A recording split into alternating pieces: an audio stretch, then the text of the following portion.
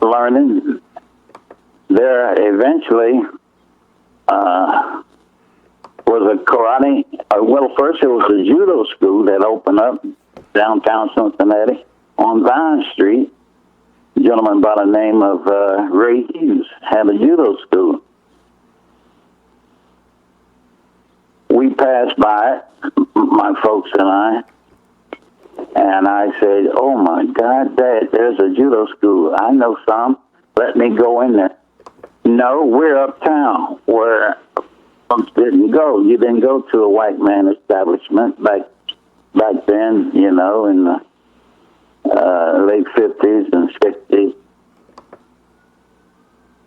Well, one day I got on my bicycle and I went on up there and asked if I could go in, and they contemplated on it and eventually let me in. And I knew how to do my break falls and knew some of the throws and all.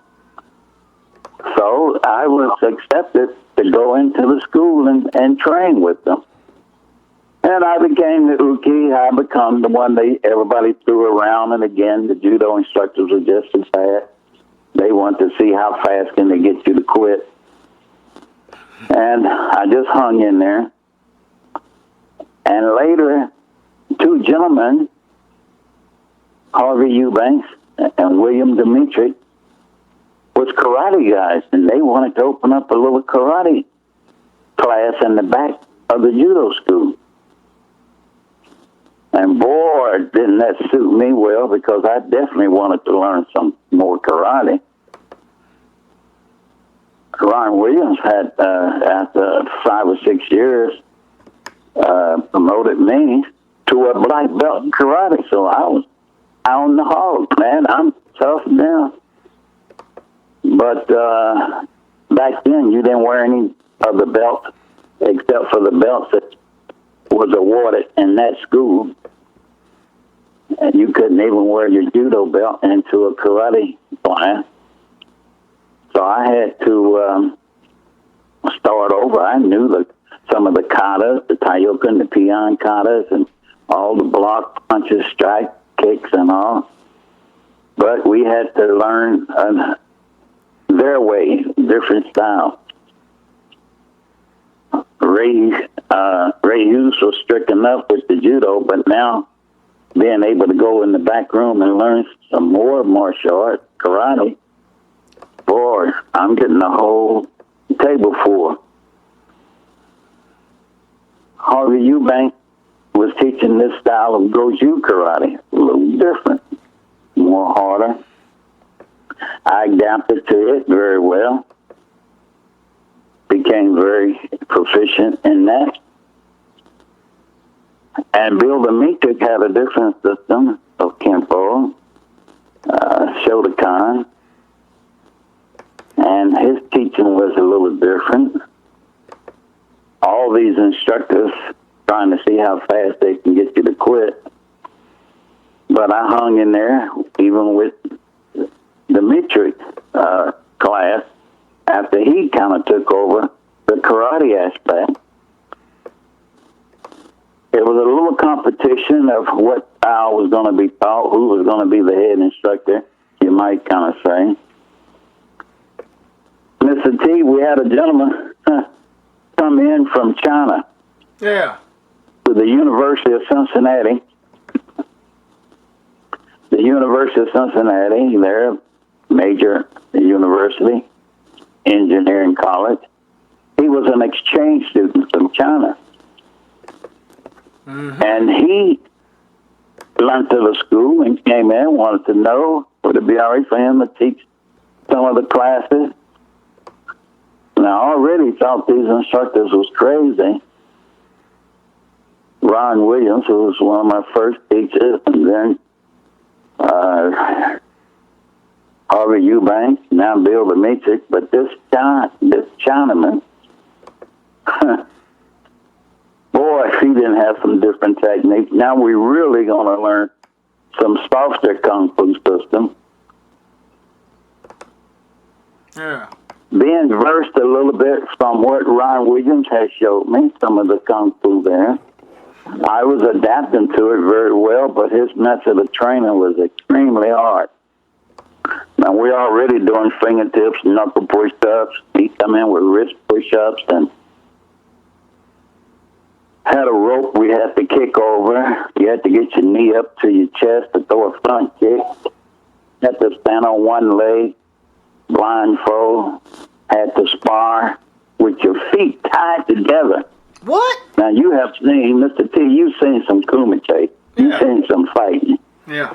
But how often have you seen anybody kumiteing with their feet tied together? Now, only some of these old-timers have ever seen some of this stuff. They don't even show this stuff in the movies anymore, I don't think. Yeah, I never seen it. We had to throw hook kicks, roundhouse kicks, and everything else with your foot tied together. Now, wasn't no running around the ring with that.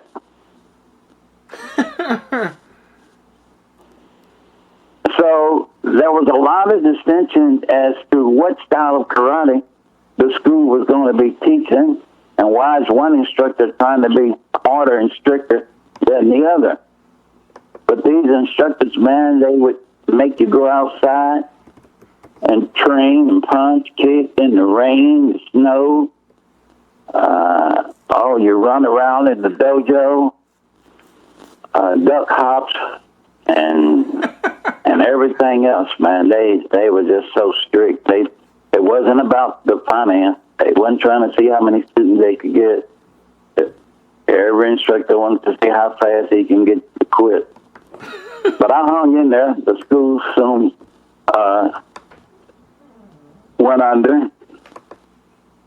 I took off searching for another school because I wanted to continue my training.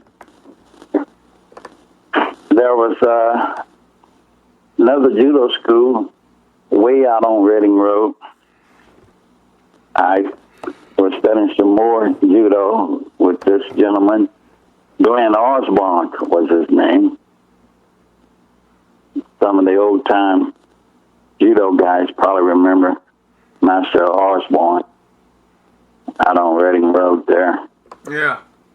But I wanted to learn some more of this karate.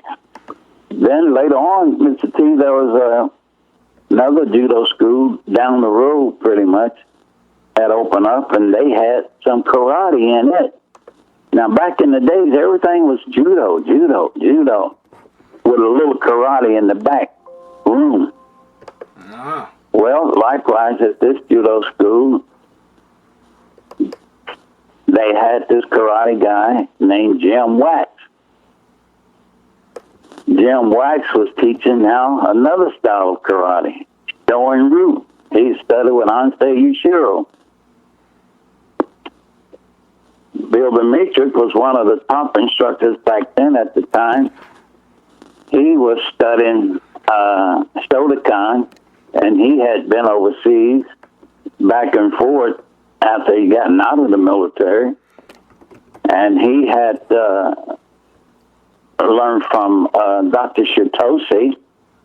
His original instructor was Ansei, what was his name, up in Canada? Soroka, Master Soroka. Yeah. We had went up there and done some tournaments up there. But this guy, Jim Wax, he was just as crazy as the rest of them was. And he had us outside in the parking lot practicing, barefooted, on hot tar. What? Then we come inside and running around. And they had been putting a new roof on the building, and there were some roofing tacks evidently had built on the floor, and my foot running around, taking laps around inside the dojo, stepped on one of them. Yeah. And let me tell you, going around, you hear tick, tick, tick. The instructor stopped, said, hold it, what's that noise I hear? What's that ticking sound? Everybody looked around, I don't know, man. All right, let's go. Finish some more laps. Duck hops, laps, tick, tick, tick. Wait a minute, I hear that noise again. Something's on the bottom of somebody's foot. I looked up under my foot, and there was a roofing tack. What? About 1/4 to a 1/2 inch long into the ball of my foot. Damn. And I tell you, if I hadn't have been training with Ryan Williams, kicking trees and out on the grass, getting callus on the bottom of my foot, no telling what would have took place there, happened. Dang. But we pulled the tack out. I mean, it was a roofing tack. What? So thank God for toughening up your hands and feet. Amen. And mention of that, now, we had what was called back karate board. All the karate schools, you have to beat your hand on a piece of wood wrapped with rope. And every day you had to beat your hands and kick. Because breakage had a lot to do within your karate training. Yeah. Well, I did very well there with him. We had a good judo man come named John Osaka. All judo from the Kodokan knew John Osaka. And he had came to Detroit, and from Detroit to Chicago, and from Chicago he came on down to Cincinnati. And he was teaching judo there. And he had never been thrown. He was one of the top judokas in the darn country. Yeah. And we got to run doing, and boy, I almost threw him. I had him up on my hip, and he threw a counter. And from that day on, Mr. T, hey, all I seen was the ceiling because I was on my back all the time. But he taught me a lot of counters, and I give him credit for winning a lot of tournaments because I knew how to do a lot of sweeps and hooks and takedowns. And matter of fact, that's how I beat Mike Stone. Yeah. Mike Stone came in for a sweep on me, and I countered it and sent him airborne. He came down on his shoulder and head and dislocated his shoulder. And that's how you won the match, right? That's how you won the match. A lot of people will mention that I beat him. He'll mention that I beat him, but nobody will mention how I beat him. He certainly didn't slip on a banana peel, and he certainly didn't have any shoes on to step on his shoestring. But they just won't mention how Vic Moore beat him. But that's okay. He was a great karateka. I just take credit for beating him. And I then went to college. There was another gentleman by the name of Barry Yusudo. He was a Japanese gentleman. He was part of the Japanese Karate Association, and he was going to teach me some more Shotokan karate. And he was part of the Japanese Karate Association, and I wanted to become part of the Japanese Karate Association, but he said Americans couldn't join.